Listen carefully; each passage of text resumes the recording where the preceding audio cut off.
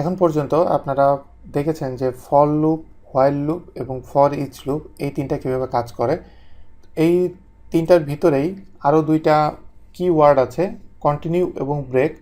এই যখন লুপের ভিতরে কাজ করবেন তখন কন্টিনিউ এবং ব্রেক এই দুটার মাধ্যমে আপনি কিভাবে আরও অর্গানাইজ আপনি যে আউটপুটগুলো কীভাবে পাবেন সেটা আমি আপনাদেরকে দেখাবো। এবং কন্টিনিউ এবং ব্রেকের প্রপার ইউজটা আপনার জন্য জানা দরকার, কারণ অনেক সময় দেখবেন যে আপনি যদি কন্টিনিউ এবং ব্রেকের ইউজটা আপনি ভালো মতো প্রপারলি না জেনে থাকেন তাহলে অনেক আউটপুট আছে যেগুলো আপনি ঠিকমতো আনতে পারবেন না। তো সেরকমই একটা উদাহরণ আমি আপনাদেরকে দেখাবো। তো প্রথমে এই কন্টিনিউ এবং ব্রেক কীভাবে কাজ করে সেটা আমি আপনাদেরকে দেখাই। যেমন এখানে ফর যে লুপটা দেখতে পাচ্ছেন এটা একটা সিম্পল লুপ এবং নিচে যে হোয়াইল লুপ এইটা আর এটা একই কাজ করছে। তো এখন আমি এটাকে যদি আমি আপনাদেরকে প্রিভিউতে দেখাই তাহলে দেখা যাক কী দেখায়। প্রথমটা হলো ফর লুপের জন্য এটা, হোয়াইল লুপের জন্য এটা, এবং জাম্প ঠিক লুপ হবে না, এখানে লুপ জাম্পিং হবে, জাম্পিং। এইটাতে আমি পরে আসছি, নিচের পার্টটা এটা লাস্ট টাইম বলবো। তো ফর লুপের ভিতরে আমি যখন কন্টিনিউ ইউজ করবো তখন কি হবে সেটা দেখেন। আমি যদি কন্টিনিউ ইউজ করতে, সাপোজ আমি এখানে ইফ একটা স্টেটমেন্ট আমি যদি ইউজ করি, if count is equal to 5, যখন এটা 5 হবে তখন আমি কি করব? যখন এটা 5 হবে তখন আমি যদি কন্টিনিউ দিই, এভাবে আমি যদি কন্টিনিউ দিই তাহলে এখানে সে কি কাজ করবে, এবং আমি এটাকে এইভাবে লিখলে আপনাদের জন্য বুঝতে একটু সুবিধা হবে। ওকে, তো এখানে যখন সে 5 হলো তখন সেটা কন্টিনিউ করলো এবং তারপর নিচে যেটা আছে সেটা ঠিকই আছে। তো এখন আমি এটাকে একটা রিফ্রেশ দিয়ে দেখি যে কি দেখায় আসলে। এখানে দেখেন যে 5 নম্বরটা কিন্তু নাই। এর কারণটা হলো যখন আমি কাউন্ট নাম্বার 5 তখন সেই লুপের ভিতরে ঢুকবে, ঢোকার পরে ইফ স্টেটমেন্টের ভিতরে যে দেখবে যে এই কন্ডিশনটা ট্রু, যখন সে ট্রু হবে তখন সে ভিতরে ঢুকবে, ঢোকার পরে যখন সে কন্টিনিউটা দেখবে তখন সে নিচে আর কি আছে এই লুপের নিচে বা বেরোয় আর যাই থাকুক না কেন সে আর কোনো কিছুই রিড করবে না, এক চান্সে সে ফল লুপে চলে যাবে এবং ইমিডিয়েটলি এইখানে সে এটা বাড়িয়ে 6 করে ফেলবে। এইভাবে হলো কন্টিনিউর কাজটা এইভাবে করে। এইভাবে আপনি এই কাজটা করতে পারেন। আর কন্টিনিউ দিয়ে আপনি দেখেন যে কত ইফেক্টিভ আপনি আউটপুট আপনি আনতে পারবেন। যেমন আমি এখানে কাউন্ট %2 ইজ ইকুয়াল টু % 2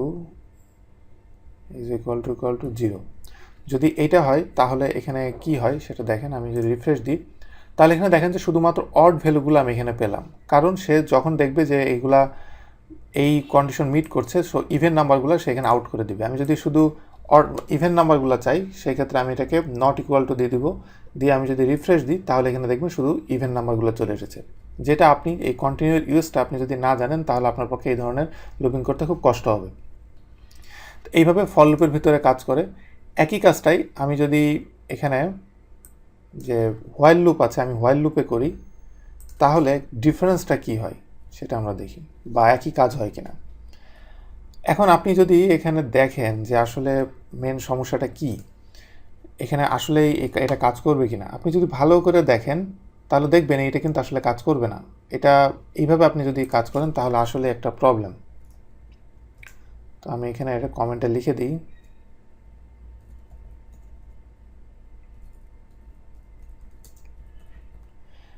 এই যে লুপটা দেখতে পাচ্ছেন এটা একটা ইনফিনিটি লুপ। তো আপনি এটা মুভিটা পজ করে আপনি বোঝার ট্রাই করেন কেন এটা ইনফিনিটি লুপ হলো, তারপর আপনি আমার সাথে আগান। এখানে ইনফিনিটি লুপ হওয়ার মেন কারণটা হলো আমি যদি সাপোজ এখানে চিন্তা করি, আচ্ছা এখানে ইকুয়াল আমি আসলে এটা না লিখে আমি আসলে বলছি, আমি এটা দিলাম, এটা দিলে এখন এটা ইনফিনিটি লুপ হলো। এখন আমি সাপোজ এটা চিন্তা করলাম যে কাউন্টের ভ্যালু যখন 4 তখন ইফের ভিতরে ঢুকবে না, তখন একো দিবে সে নিচেরটা, দেওয়ার পরে আবার সে কাউন্ট প্লাস এখানে 5-এ চলে গেল। 5-এ যাওয়ার পরে উপরে যে সে 5 কন্ডিশনটা দেখবে ইয়েস এটা মিট করে, তাহলে সে এটার ভিতরে লুপের ভিতরে ঢুকবে, ঢোকার পরে সে দেখবে ইফের ভিতরে এটা ট্রু, যখন এটা ট্রু হবে তখন সে এটার ভিতরে ঢুকবে, ঢোকার পরে দেখবে সে এটা কন্টিনিউ, যখন সেটা কন্টিনিউ দেখবে এই নিচের কোনো পার্টের এই লুপের কোনো কিছু সে আর কাউন্ট করবে না, সে ডিরেক্ট উপরে চলে যাবে। এখানে সমস্যাটা কি, নিচে আপনি যদি এটা দেখেন এটা কিন্তু নিচে রয়েছে, তো যেহেতু কাউন্ট প্লাস প্লাস এটা নিচে, এটা আর বাড়বে না। যেহেতু এটা বাড়বে না, এটা বারবার লুপিং হতেই থাকবে, এটা ইনফিনিটি লুপ হয়ে যাবে। এই ধরনের কেসের ক্ষেত্রে এটা আপনি খুব সহজে সর্ট আউট করতে পারেন। এটা জাস্ট কপি করে নিয়ে যেখানে আপনি কন্টিনিউ দিচ্ছেন তার ইমিডিয়েটলি আগে আমি এটা বসিয়ে দিলেই এই প্রবলেম সলভ হয়ে যায়। যেমন আমি যদি এখন রিফ্রেশ দিই, এখন আর কোনো সমস্যা নেই, আগের মতো ফর লুপের মতোই এটা ওইভাবে কাজ করবে। তো এইভাবে আপনি ফর লুপ এবং হোয়াইল লুপের ভিতরে আপনি কন্টিনিউটা আপনি ইউজ করতে পারবেন। তো এখন আমি আপনাদেরকে আরেকটু কমপ্লেক্স একটা উদাহরণ আমি আপনাদেরকে দেখাবো।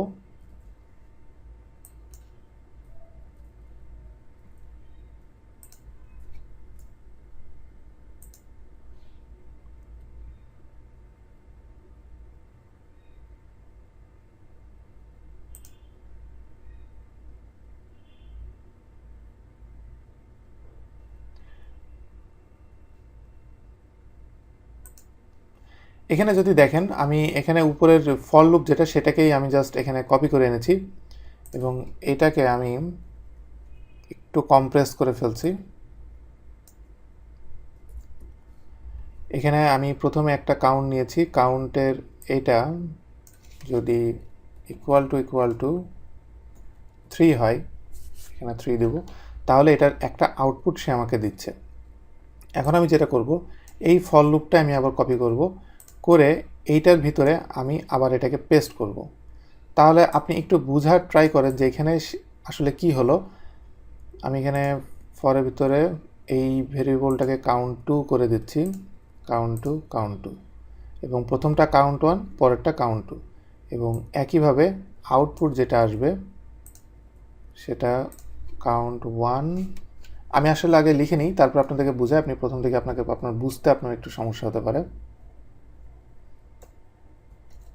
বিআর ট্যাগ, ওকে, এখানে কাউন্ট 2 সেভ। এখানে আমি যে কাজটা করলাম, এখানে আপনি একটু মাথা ঠান্ডা করে বোঝার ট্রাই করেন এখানে আমি কি করেছি।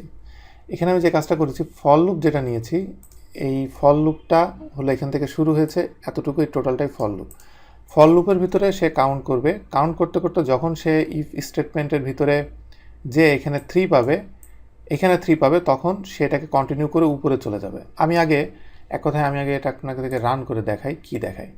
আমি যখন রান করছি তখন 1 1 1 1 2 1 4 1 3 কিন্তু নাই। 1 3 না থাকার কারণ হলো ইফ স্টেটমেন্টের ভিতরে সে ঢুকে 3, আমি যদি কাউন্ট 3 ধরি, ফর লুপের ভিতরে 3, যদি 3 হয় তাহলে সে এটাকে কন্টিনিউ করছে। এটাতে কন্টিনিউ করছে মানে নিচের এই পার্টটুকুকে সে কোনোটাকেই সে কাউন্ট করবে না। সো এইটা আমি 1 3 এটা আমি পাচ্ছি না। আমি যখন 4-এ চলে যাচ্ছি, তাহলে এখানে 4 পাচ্ছে কন্টিনিউ, এবং এইটার ক্ষেত্রেও সে ঠিকমতোই এটাকে রেন্ডার করছে।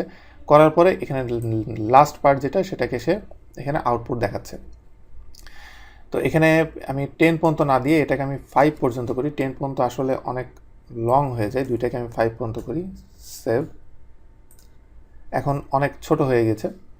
এখন আপনারা এখানে দেখতে বুঝতে পারবেন যে এখানে আমি 1-এর জন্য, যদি 1-এর কাউন্ট 1-এর জন্য যদি চিন্তা করি, 1-এর জন্য ভ্যালু এসেছে 4টা ভ্যালু কেন আসলো? 1-এর জন্য এখানে এতটুকু কাজ করবে 1-এর জন্য, এবং এতটুকু যখন কাজ করবে এটার ভিতরে 3টাকে সে স্কিপ করবে, যার কারণে এইখানে এই যে 5টা ভ্যালু আছে, 5টার ভিতরে সে 4টা আমাকে দেখাবে, যে 4টা এখানে দেখাচ্ছে, এবং 3টা সে এখানে স্কিপ করবে। তো এখন এখানে আমি এটা যে করার, এটার মেন কারণ যেটা, আমি এটা যে কারণে আমি আপনাদেরকে করে দেখাচ্ছি, সেই কারণটা আমি আপনাদেরকে দেখাই এখন। কারণটা হলো, এখানে দেখেন কন্টিনিউ, এবং এখানেও কন্টিনিউ আছে। কন্টিনিউয়ের পাশে একটা ভ্যালু আপনি অ্যাড করতে পারবেন, এরকম 1 আপনি অ্যাড করতে পারবেন। এই ভ্যালুটা আপনি অ্যাড না করলেও চলে, এই ভ্যালুটা ডিফল্টে 1ই থাকে। ডিফল্টে 1 থাকে, দ্যাট মিন্স আমি যদি এটা 1 দিয়ে আমি যদি এটাকে সেভ করি এবং রিফ্রেশ দিই, কোনো চেঞ্জ আপনারা পাবেন না। এটার কারণ হলো, এই কন্টিনিউয়ের ভ্যালু আমি যদি 2 দিতে চাই, এখানে আসলে 2 দিয়ে লাভ নেই, নেক্সট আর একটা কন্টিনিউ আছে, এইটা আমি যদি 2 দিই, তাহলে কি হয় এই জিনিসটা আপনারা দেখেন। এখানে সে যে কাজটা করে, কন্টিনিউ ডিফল্ট অলওয়েজ 1 থাকে। যখন আমি 2 দিব, তখন সে এইখানে একটা লুপ না, সে 2টা লুপ জাম্প করবে। নর্মালি কিন্তু একটু আগে কন্টিনিউ যখন ছিল, তখন কিন্তু সে একটা লুপ জাম্প করছিল, মানে এইটুকু লুপ সে জাম্প করছিল যখন সে কন্টিনিউ পাচ্ছে। কিন্তু যখন আমি কন্টিনিউ টু দিব তখন এই লুপ এবং এই লুপ দুই নম্বর লুপে সে জাম্প করে চলে যাবে। আমি এটাকে সেভ করি এবং আমি রিফ্রেশ দিই, তাহলে এখানে দেখেন যে সে কীভাবে দুইটা করে লুপ জাম্প করছে, যার কারণে ভ্যালুটা এখানে কমে গেল।